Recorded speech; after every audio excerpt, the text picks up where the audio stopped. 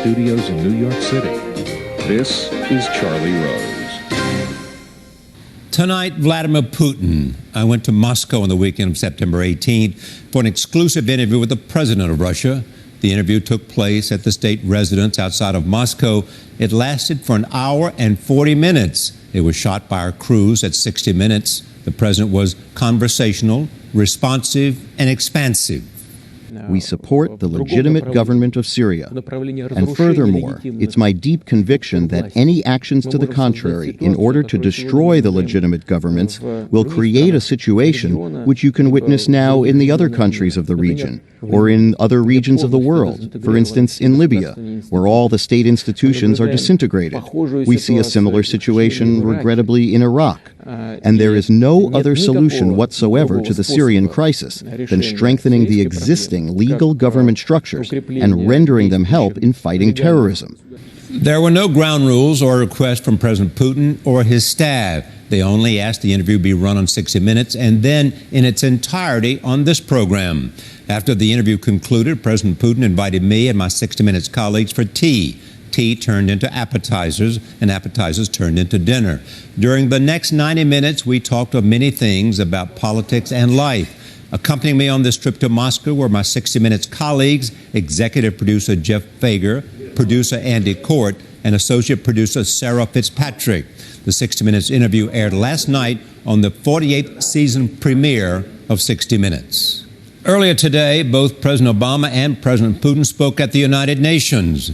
President Obama was first. When a dictator slaughters tens of thousands of his own people, that is not just a matter of one nation's internal affairs. It breeds human suffering on an order of magnitude that affects us all. Yes, realism dictates that compromise will be required to end the fighting and ultimately stamp out ISIL.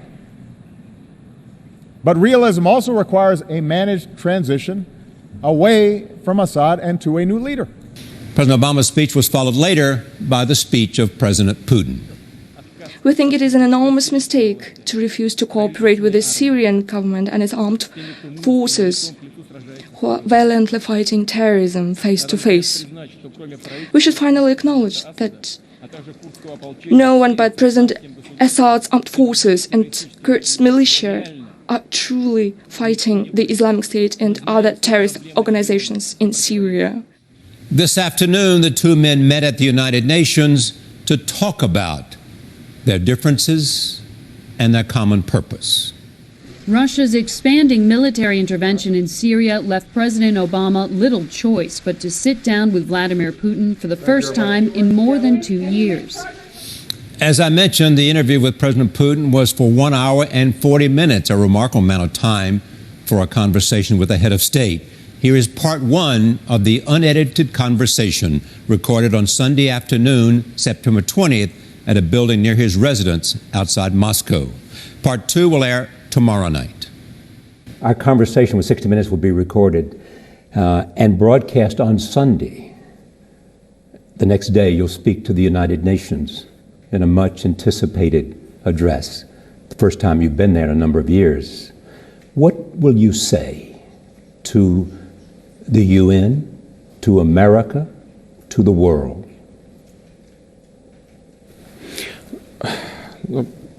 Поскольку наше интервью выйдет перед моим выступлением, то, мне кажется, было бы нецелесообразно подробно излагать все, что я собираюсь сказать, но в общих чертах, конечно, я вспомню и об истории Организации Объединенных Наций, а уже сейчас могу сказать о том, что решение о создании ООН было принято как раз в нашей стране на Ялтинской конференции.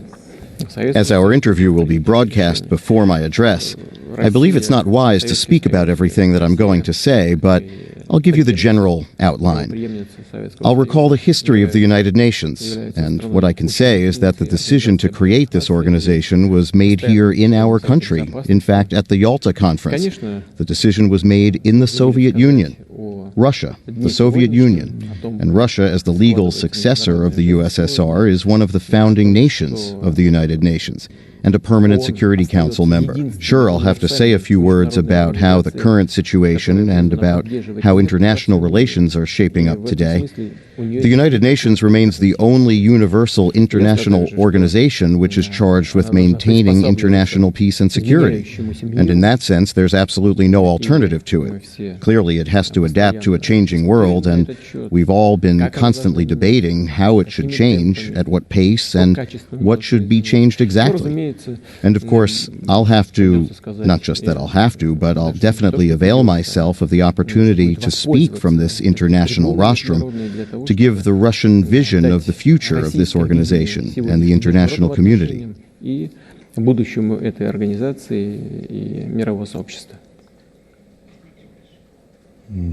There is much anticipation that you will speak about the threat of ISIS and that your presence in Syria is related to that.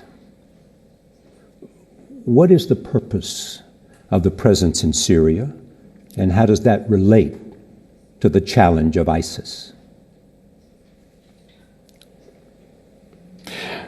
Я думаю, просто не сомневаюсь, что о проблеме борьбы. I'm pretty certain that virtually everyone speaking from the United Nations platform is going to talk about the fight, about the need to fight terrorism. And I can't avoid this issue either. Regarding our, as you put it, presence in Syria, as of today, it's taken the form of supplying weapons to the Syrian government, training personnel, and providing humanitarian assistance to the Syrian people.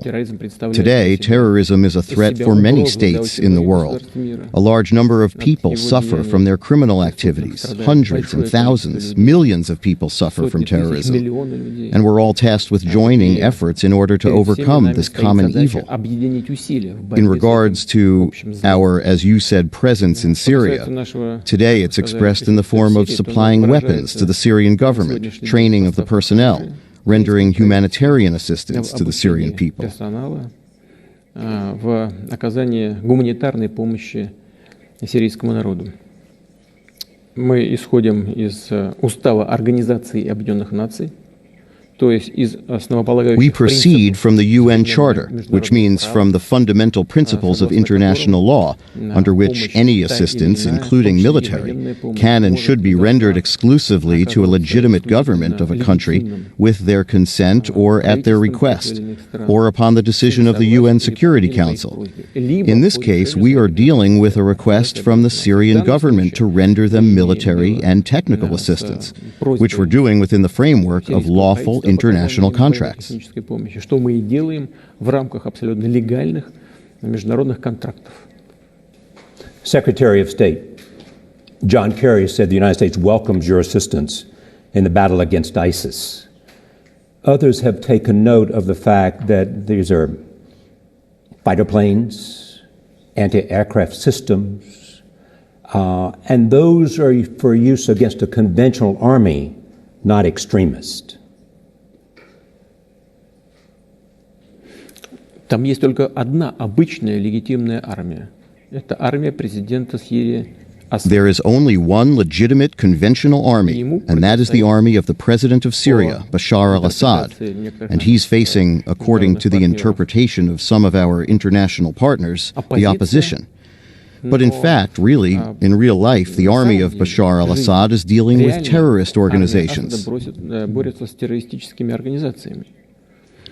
But in fact, really, in real life, the army of Bashar al-Assad is dealing with terrorist organizations. Surely you know better than I about the hearings which have just taken place in the Senate, if I'm not mistaken, where the military, the representatives from the Pentagon, reported to the senators about what had been done by the United States in order to train the combat units of the opposition forces. They at first had the goal to train 5,000 or 6,000 troops, then 12,000. And then it turned out they had prepared and trained all of the troops. But the only number that were fighting were 4 or 5 men. And all the others, with American weapons, defected to ISIS. That's the first point. Secondly, I believe that providing aid to illegitimate organizations is not in line with international law and the Charter of the United Nations. We support only legitimate government organizations. И в этой связи мы предлагаем... In this regard, we propose to coordinate with the countries in the region to create a certain coordinated framework. некую координационную структуру. I personally informed the presidents of Turkey, the King of Jordan, Saudi Arabia, and also informed the United States, and Mr. Kerry, whom you've just mentioned, had a substantive talk with our Foreign Minister Lavrov. And our military people have been in contact, and we would be glad if we could find a common platform for joint action against the terrorists. Господином Лавровым, но и военные наши в контакте между собой обсуждают эту тему. Мы будем рады, если мы найдем общую платформу для совместных действий против террористов. So you would like to join the United States in the fight against ISIS. That's part of why you're there.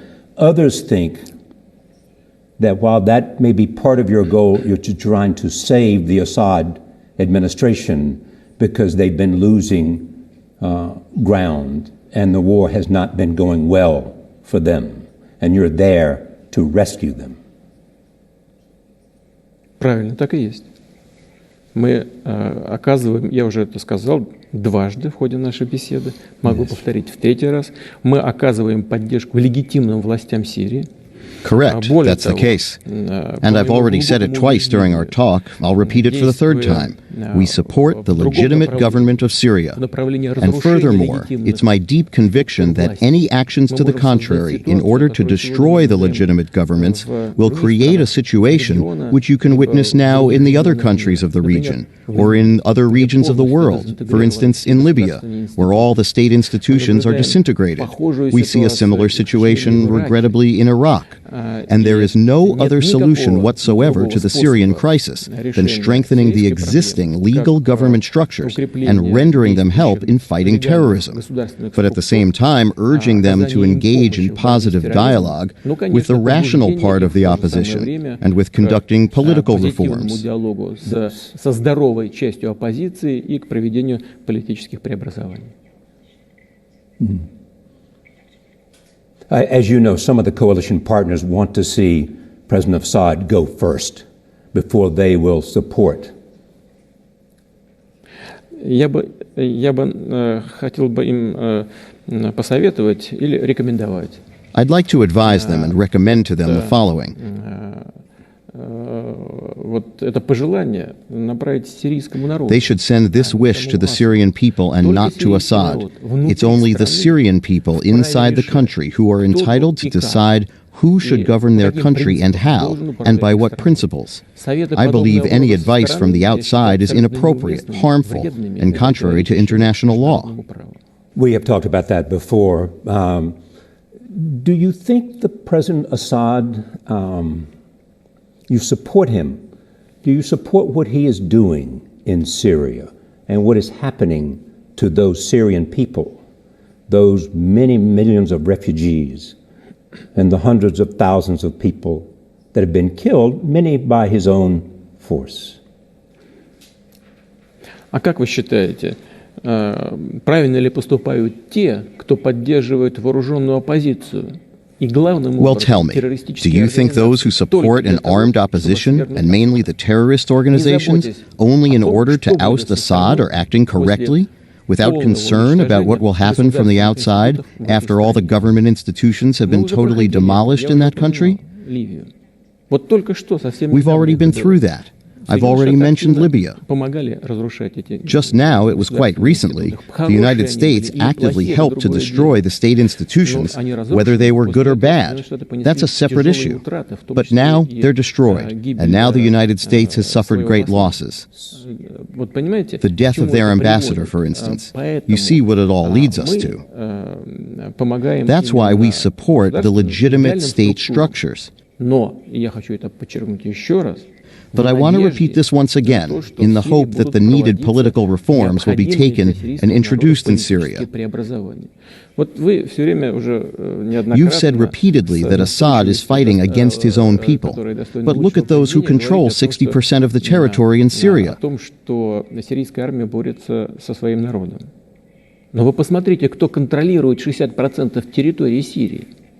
Где это Where is the civilized opposition? 60% of the territory is controlled either by ISIS or by others, such as al-Nusra and other terrorist organizations. They're recognized as terrorist organizations by the United States, by other states, and by the United Nations. It's they and no one else who control 60% of the Syrian territories.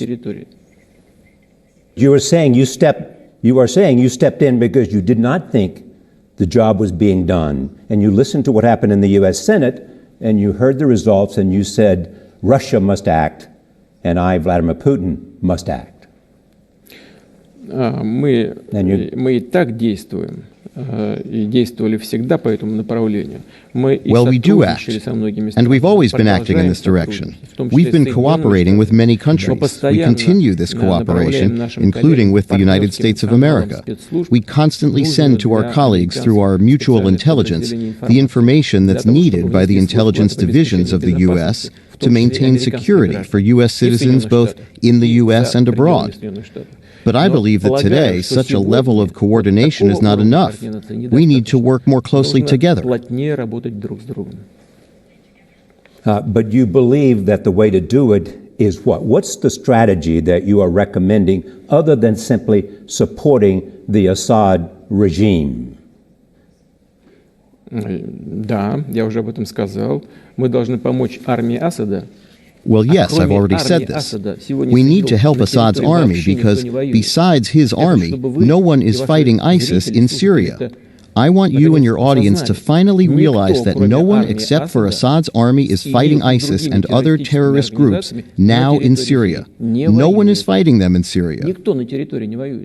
And these insignificant attacks from the air, including the bombings by the U.S., don't bring any tangible solution to the issue.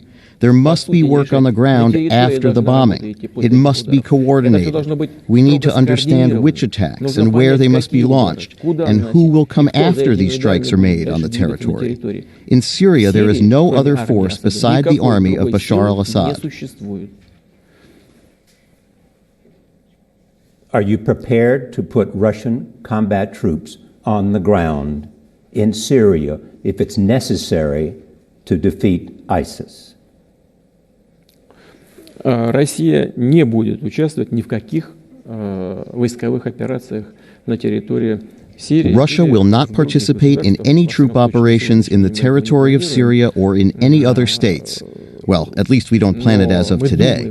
But we're considering the intensification of our work both with President Assad and with our partners in other countries.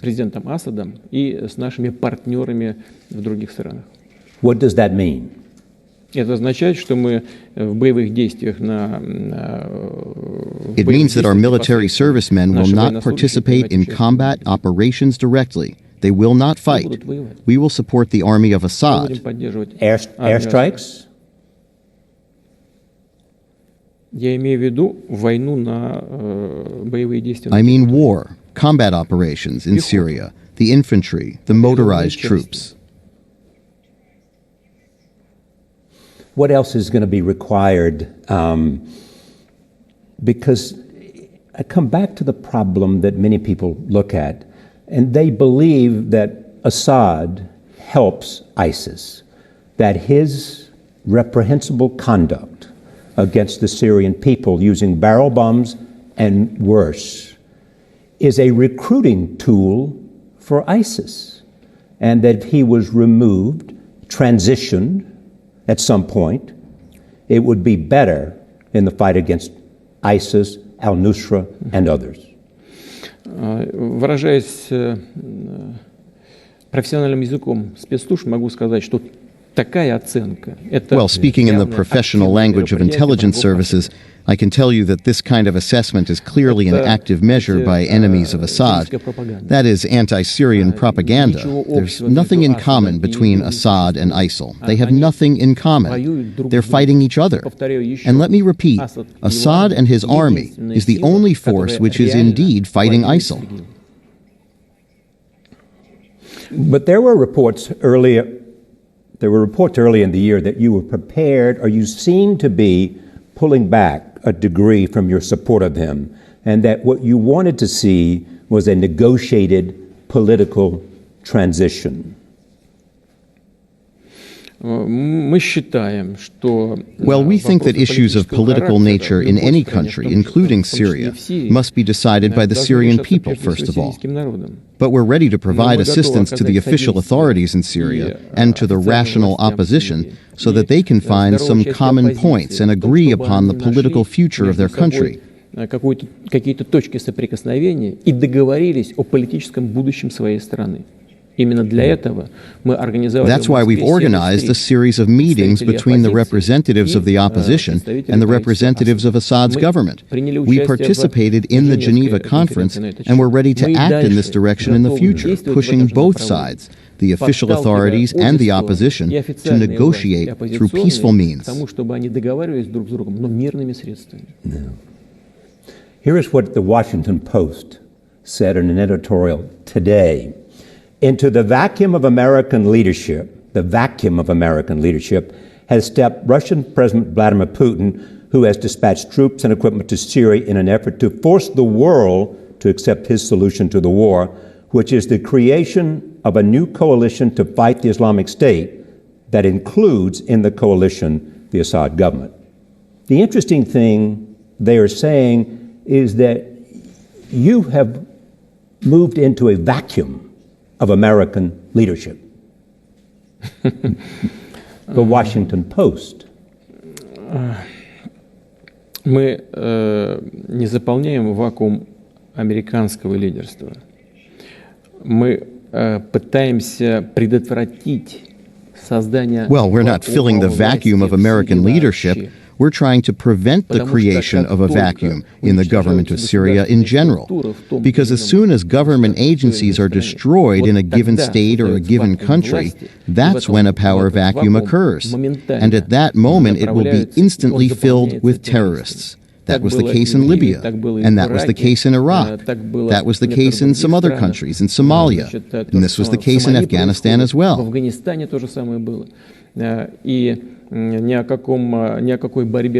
For us, there's no question of any fight with the American leadership at all. Well, the vacuum for leadership. It seems to be, in knowing you, you have said that a strong centralized government is in the DNA of Russia.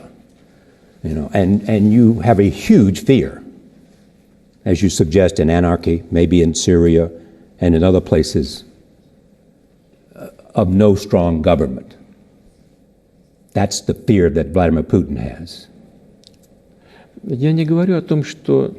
Well, I'm not saying that there's no strong government in the country. I'm saying that if there is no government at all, then there will be anarchy and a vacuum. And this vacuum and anarchy will rapidly transform into terrorism.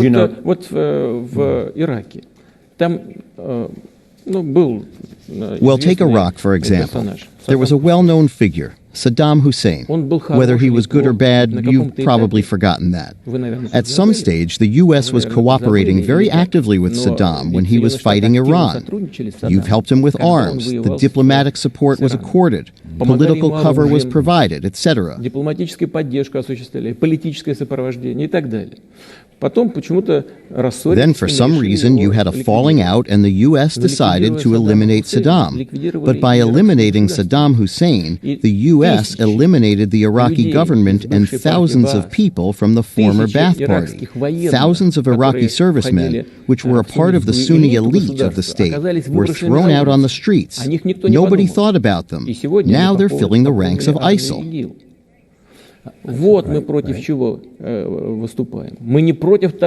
That's what we're fighting against. We are not against some country showing its leadership somewhere. We're against thoughtless actions that result in such negative situations that are hard to correct. As you know, a recent visitor to Moscow was the leader of the Quds forces from Iran, Qasem Soleimani, General Soleimani. What role will he play in the Quds forces in Syria? And what did you two decide is necessary?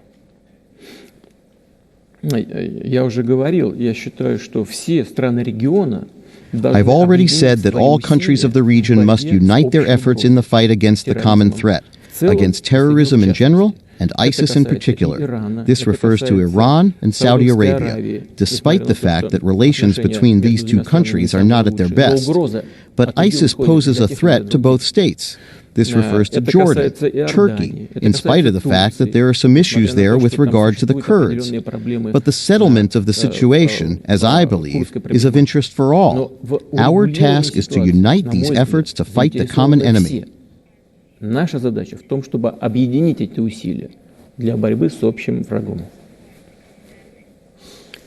Much is being read into this, including this, that this is a new effort for Russia to take a leadership role in the Middle East, and that it represents a new strategy by you.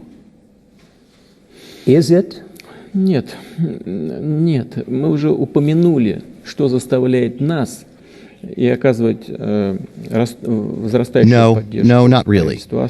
We've already mentioned what makes us provide growing support to Assad's government, and think about the prospects of the situation in the region. I've already told you. You've asked me. I've answered you. About more than 2,000 fighters are in the territory of Syria from the former Soviet republics. There's a threat that they'll return to us. So instead of waiting for their return, we should help Assad fight them in the Syrian territory. So this is the most important motivation, which pushes us to provide assistance to Assad. And in general, we want the situation in the region to stabilize, so that there will be no new Somalia cases there, because it's close to our borders. We want to develop normal relations with these countries. We've traditionally had good relations with the Middle Eastern countries, and we hope that this will continue in the future.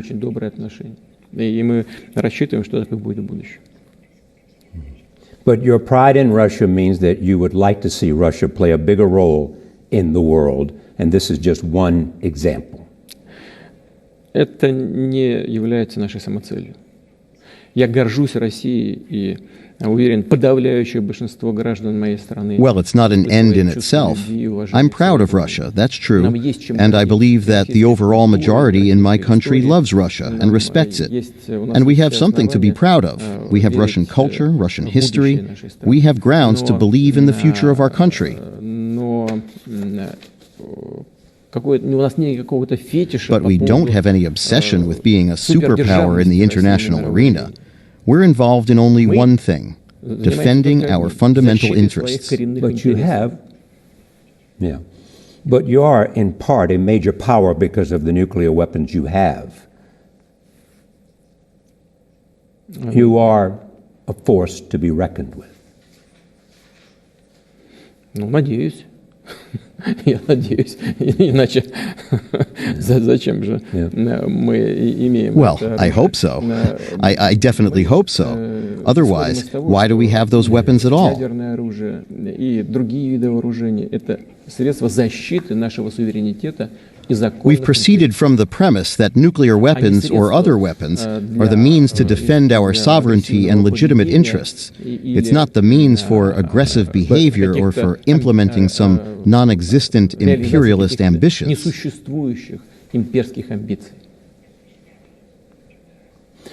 When you go to New York for the UN, will you request a meeting with President Obama? Such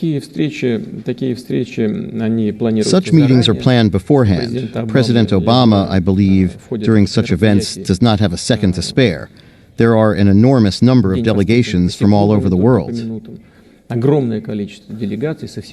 A second to spare for the president of Russia?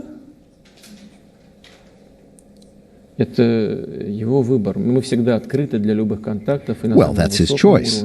We're always open to any contact on the highest level, at the highest levels of ministries, agencies, intelligence services. But if the president finds a few minutes to meet me, that'll be great. I'll be happy to meet with him. But if due to circumstances he's not able to do that, well, nothing to worry about. We'll have a chance to speak at the Group of 20 meeting.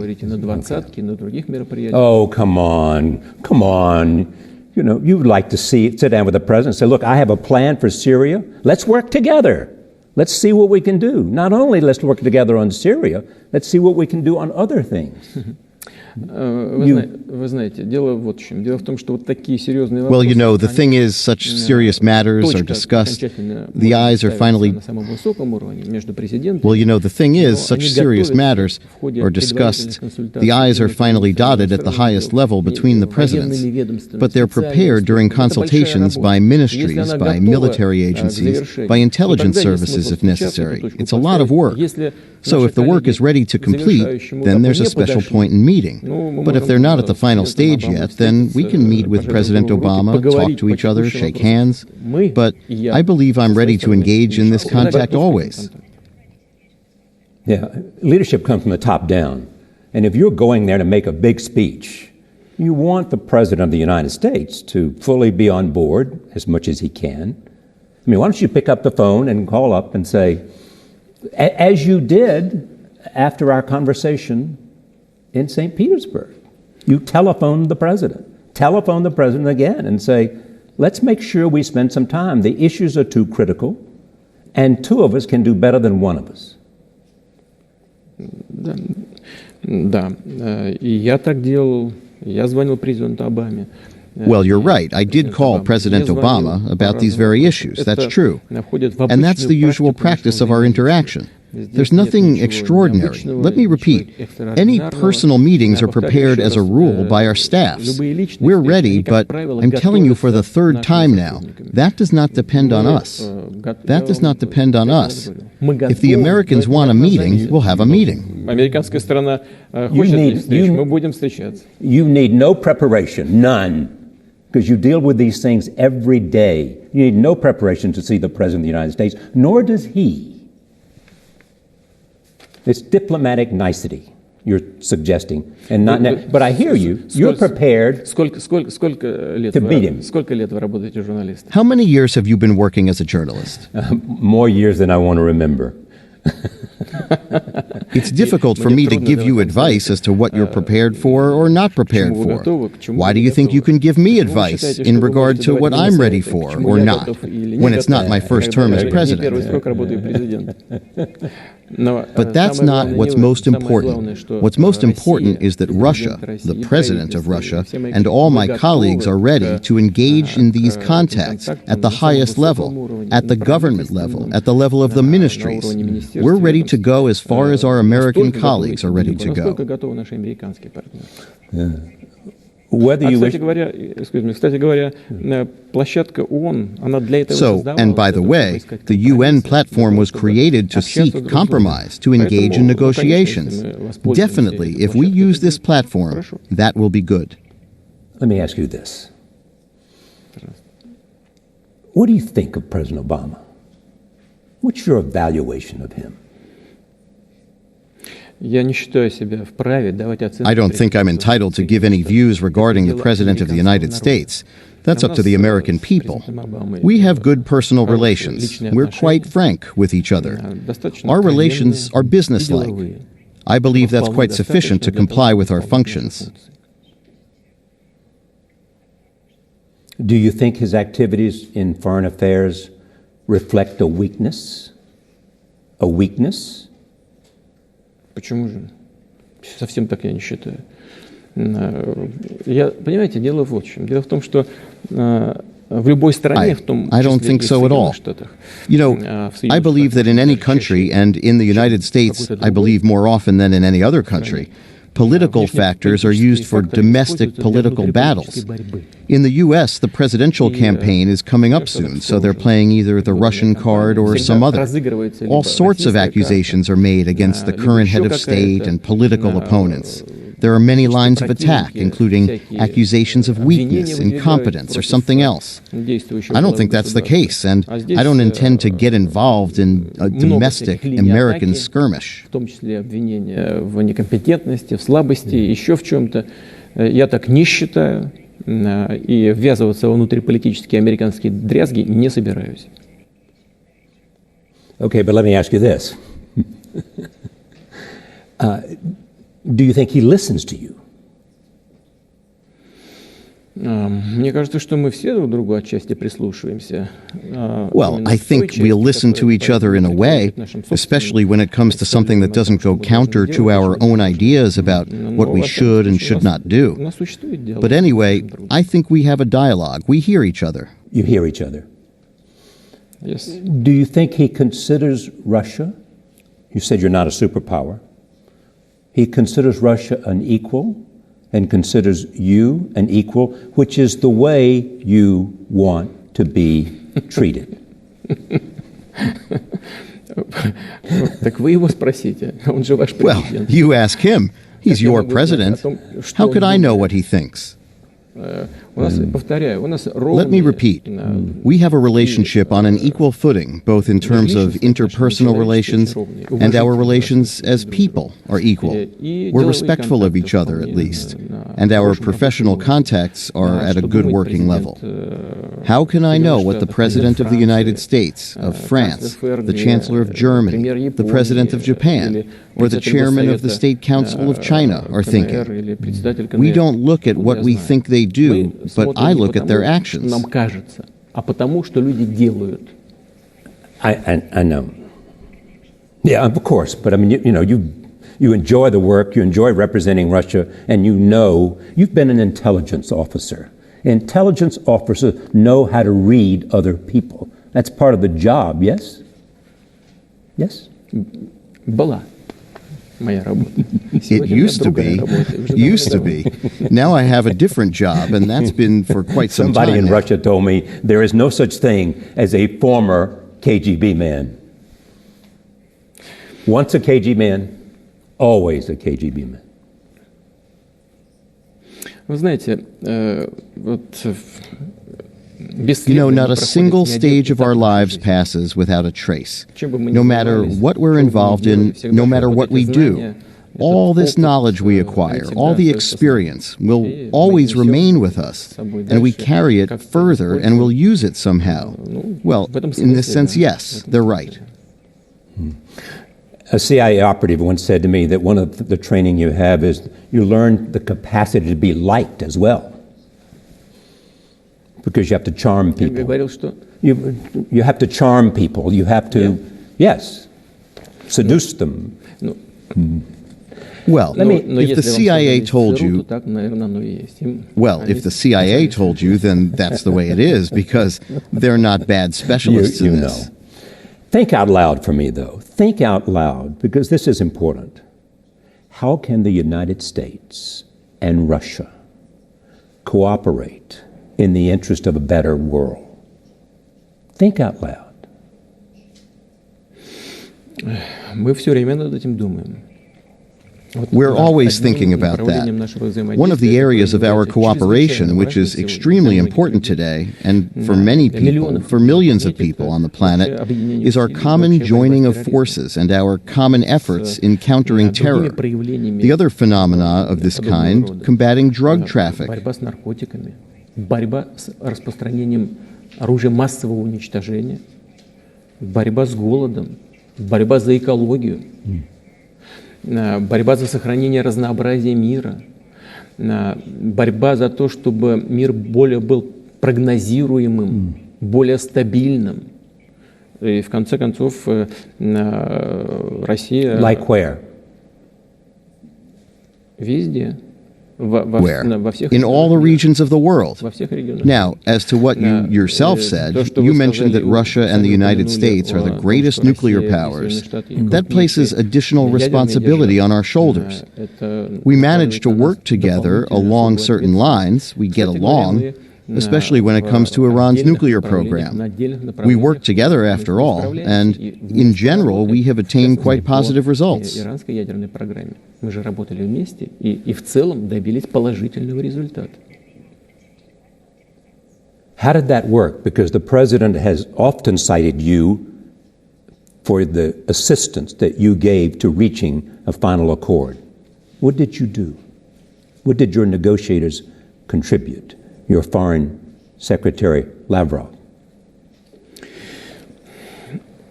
Дело в том, что Well, as strange as that may seem, the interests of the United States and Russia do sometimes coincide.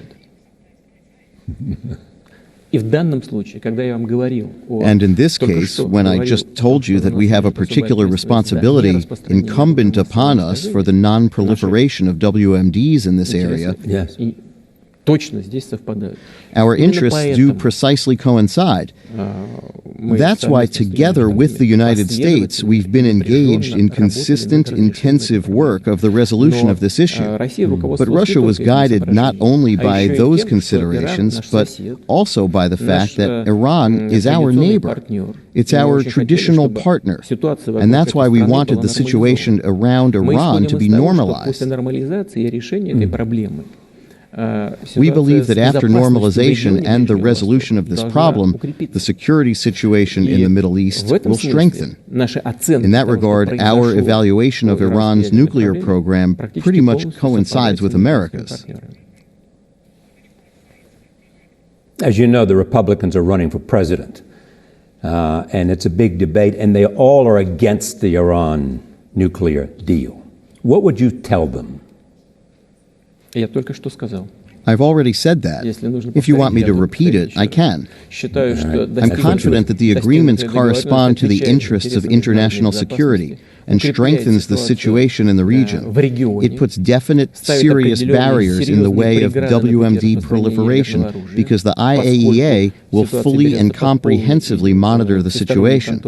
And that normalizes the situation in the Middle East in general because that helps us to construct normal, business-like partners and political relations with all the countries in the region.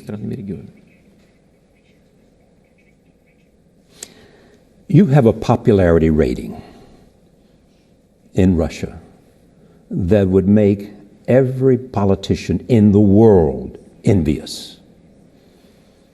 Why are you so popular?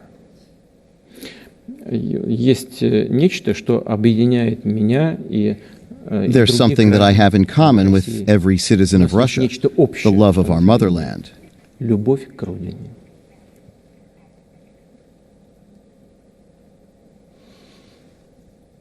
Many of us were moved by an emotional moment at the time of the World War II memory because of the sacrifices Russia had made. And you were seen with a picture of your father with tears in your eyes.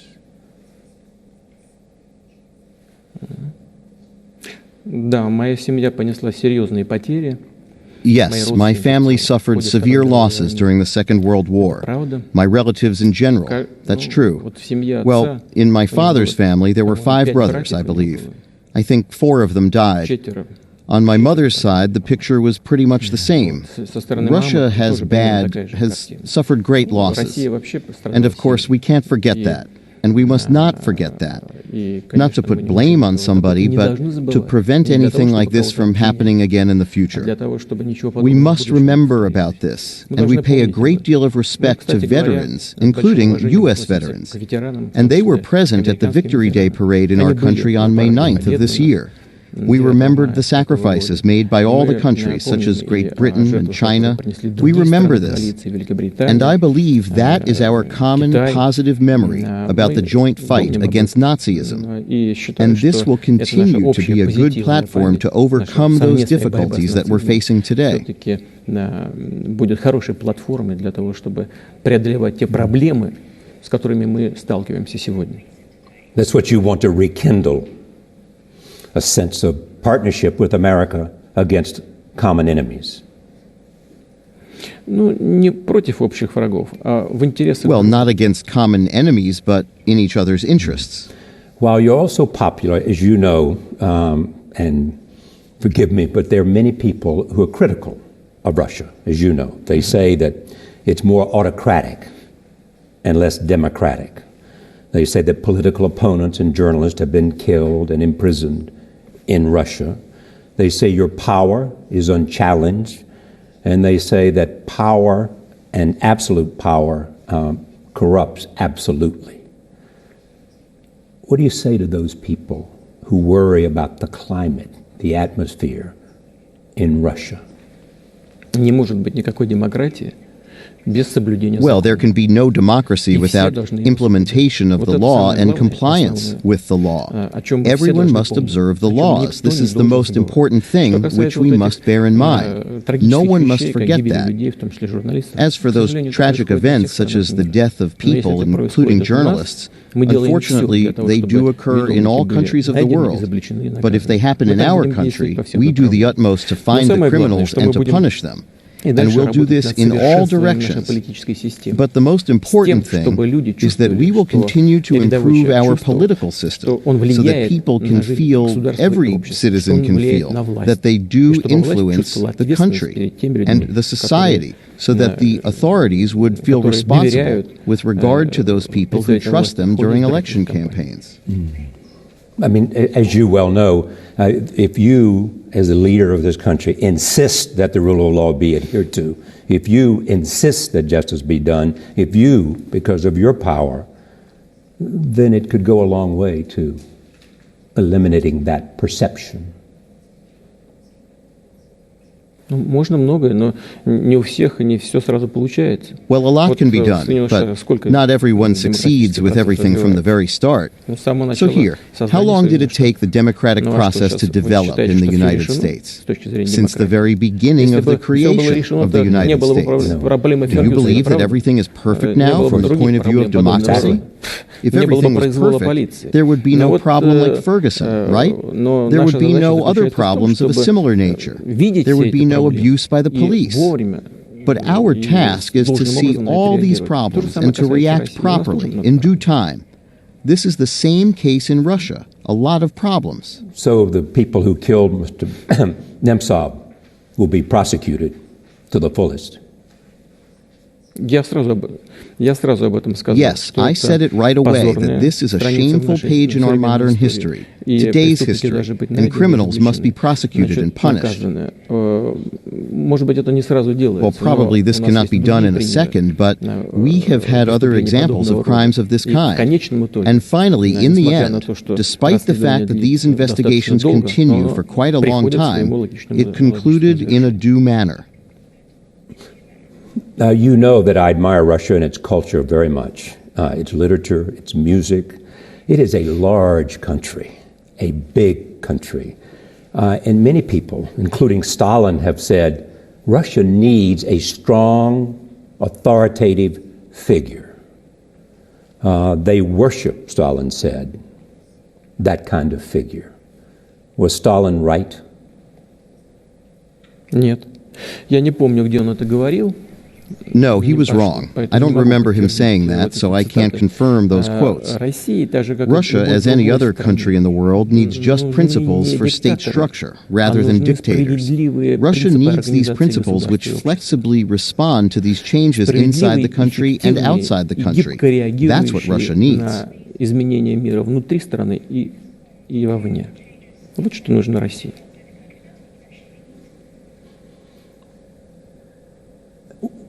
But there is a tradition of strong leadership here. Of all those people, who do you... Вы знаете, значит, вот смотрите, в большинстве европейских стран Well, you know, in most European countries, there's parliamentary democracy. Japan has it, many countries have it.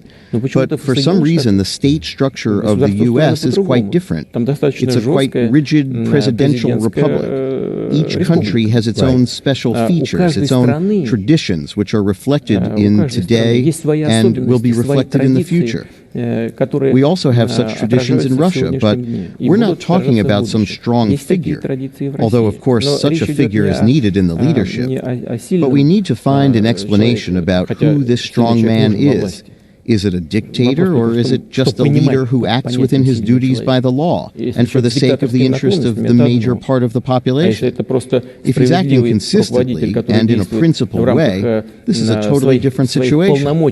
So I believe that Russia does need such people, the second type I've mentioned. И принципиально, то это совершенно другое. Вот я считаю, что Россия вот в таких людях второго A second class. Russia needs that much more than just people with dictator pretensions. As you know, some have called you a czar. Ну и что? Меня, Well, what of it? по-разному You know, называют. people call me different У нас, names. знаете, как Well, does говорят, the name fit? у нас нет. У нас, знаете, как No, говорят, it doesn't fit хоть me. горшком называйте. You know, только we have a в saying, печку не ставь. call me a pot if you want, just don't put me in the oven. It's not important what you're called, whether by your well-wishers, friends, or your political opponents. What's important is what you yourself think about what you must do for the interests of the country, which has entrusted you with such a position, with such a post, as the head of the Russian state. Такое место, такой пост, как глава российского государства. Are people in Russia fearful of you? Думаю, что нет. I think not. Part one of my two-part interview with President Putin of Russia. Tomorrow night, part two.